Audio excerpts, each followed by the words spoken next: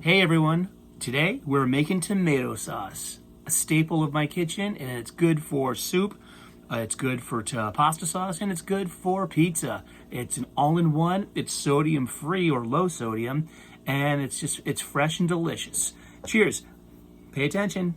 You can quiz later. No, not really. Alrighty, tomato sauce is pretty basic. You're gonna need a can of tomatoes. You're gonna need a decent sized white onion, some garlic, and a proper sized pot.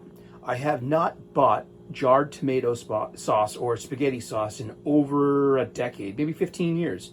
And this is low sodium or no sodium if you want it that way. And it's fresh and delicious. And it keeps well in your freezer for up to 6 months. Okay, allons, les enfants, take your French knife, your big French knife. This is how you properly hold a French knife to get this rocking motion. It literally is a simple machine. And safely remove the ends of the onion. So now you have a nice flat edge. So here, you have 2 flat edges. All right, now we're gonna julienne the onion. That's just simple slices.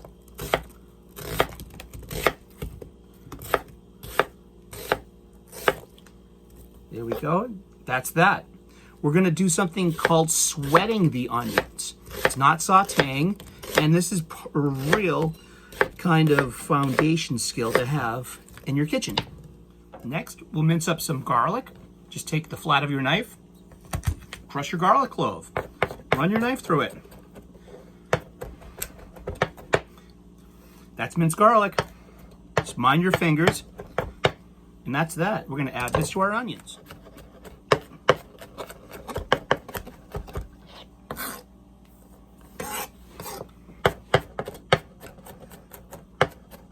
Doesn't have to be perfect. We're making sauce. It's all getting blended in the end. Okay. Just a little bit of oil. I use canola. Not a lot. A nice pinch of kosher salt. We put our lid on. You need the lid. We need the lid. Alrighty, and the lowest flame that we can imagine. Yeah, very low. And let's sit. What we're doing is called sweating the onions and garlic. The onions and garlic are going to release their natural waters and moistures. It's their gift. And we're gonna come back to this and I'll show you what's the result. It's not sauteing and it's not high heat. Low heat, please. The whole process of sweating the onions probably takes 15-20 minutes or so, as some jerk chefs will say to you, "Hey, it's done when it's done, huh?" Yeah, thanks, toxic chef. But check it out, all right? See, the steam is your friend. You're not sauteing, we're sweating. It's a different principle. This is a foundation to sauces and lots of different things. It's a great technique to own in your skill set. All right, let's check on those onions and garlic now. Sweating. Ooh, look at that. This is what we want. Nice, steamy, getting translucent, getting like all that moisture out. I think it's time. These onions are sweated. Alrighty, so take your can of tomatoes and add your can of tomatoes. There you go. Here's a pro tip. When you open up the can, leave a little bit of the lid on. This way we don't slice off our dishwasher's hand when he's doing the garbage, or each other's hands when we're doing the garbage. Only a rookie in the kitchen completely takes off the lid, the sharp lid, and disposes it incorrectly. Rinse out your can with some water. You're gonna want some of that. You're gonna want that water.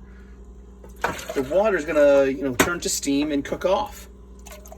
Yeah, rinse off that can, and that's that. A little bit of salt, kosher salt, and a bay leaf. 1 bay leaf. And then we throw away the bay leaf when we're done. Why? Because bay leaves are pretty much inedible. And if you find a bay leaf in your food, don't eat it. Throw it out. And then tell the cook who served it to you, "Hey, why didn't you take the bay leaf out? Do you hate me?" All right. We've added our bay leaf. You can turn the heat up a bit to about medium and give it a stir. And from here, it's only going to take less than about a half an hour or so. Not even that long, but I like the flavors to develop. I like the onion and the garlic and the bay leaf to get in there. And you could also throw a boc garni in here. A boc garni is basically herbs. And sometimes a Parmesan cheese rind, just the rind itself. You put into a piece of cheesecloth, you tie the cheesecloth off, and you drop it in there. And it just adds a lot of essence and flavor to the sauce.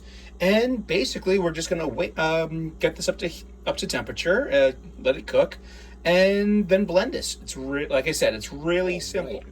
I'm pretty happy with the viscosity of the sauce. Viscosity is actually a real science word. It means the rate of the flow of a liquid.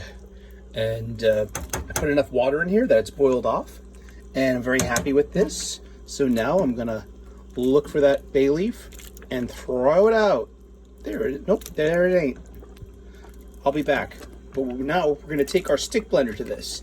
This is basically done. I'm gonna kill the heat, remove the bay leaf, and we're gonna blend this safely. Alrighty, well, the sauce is done. I've taken it off the heat, and we're going to throw away this bay leaf. All right, then I have this. It's a stick blender. And it's a very, very, very handy tool to have. Alrighty, here's a pro tip. You immerse the blender first, and then you turn it on. If you put it you put it on first and then put it in the sauce, it's gonna go everywhere. Oh, I hate these modern ones with a lock. All right, and now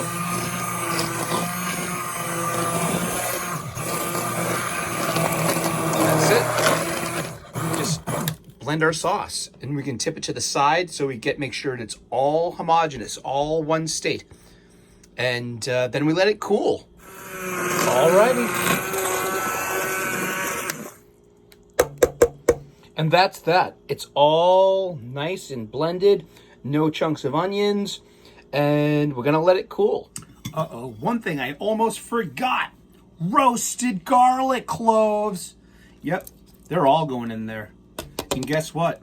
It's getting blended again. Oh yeah, here we go. You get those garlic cloves all nice and blended in there. Oh, extra stinky, extra yummy garlic. Yes!